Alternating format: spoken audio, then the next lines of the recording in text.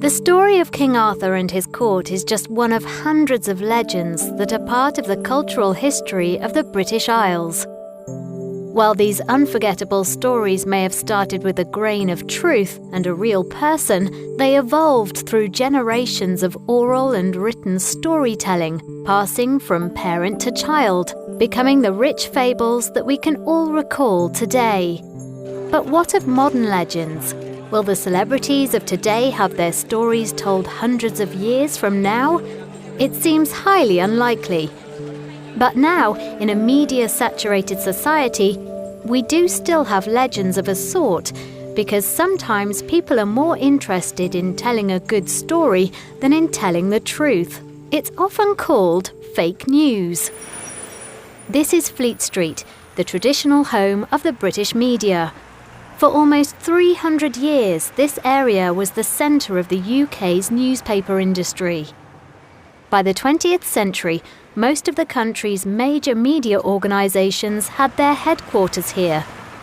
This building was the home of the Daily Telegraph. This was the Daily Express. And this was the head office of the international press agency Reuters. The Sun, the News of the World and the Times were all nearby. For centuries, most people in the UK got their news from newspapers. At the industry's height, popular tabloid newspapers like The Sun and the Daily Mirror had a circulation of around 4 million. Today, The Sun's circulation is less than 2 million, while the Daily Mirror's is less than 1. And why has this happened? Because many people don't read newspapers anymore. They get their news online instead.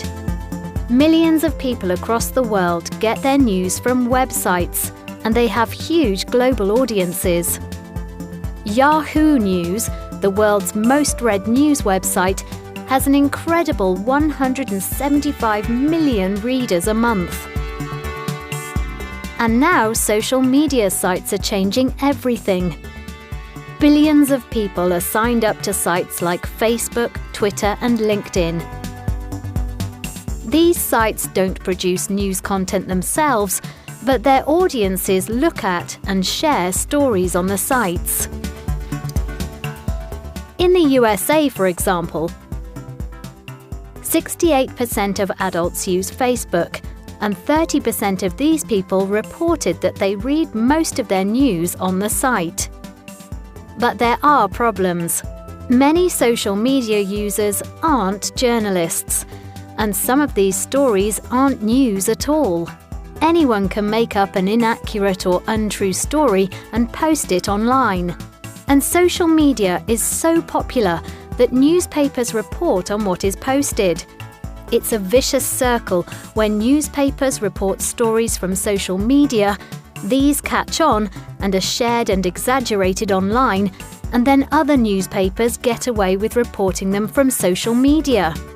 And this leads to headlines like, "Ghost ship carrying cannibal rats heading for Britain." Sounds terrifying, doesn't it? The headline certainly stood out, but it was hugely overstated. It turns out the ship never came near British soil, and there was never any proof rats were on board, never mind cannibal rats.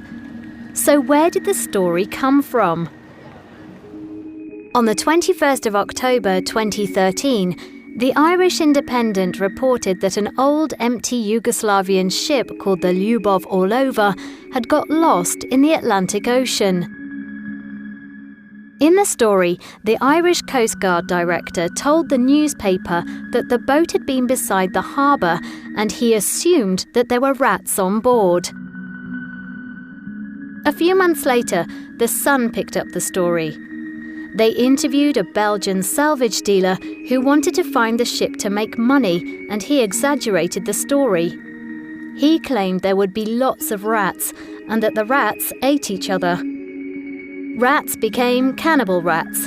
The story spread like wildfire, and soon it was all over the internet. The ship even got a Facebook page and Twitter account. Many major newspapers reported this cannibal rat story, but in the end, had to admit that very little happened. The empty ship drifted around the ocean before disappearing, probably sinking somewhere in the middle of the Atlantic Ocean, leaving only the headline behind. In a time of clickbait and retweets, the tale of the cannibal rat ship is a cautionary one about just how easily an inaccurate story can take on a life of its own and become fake news.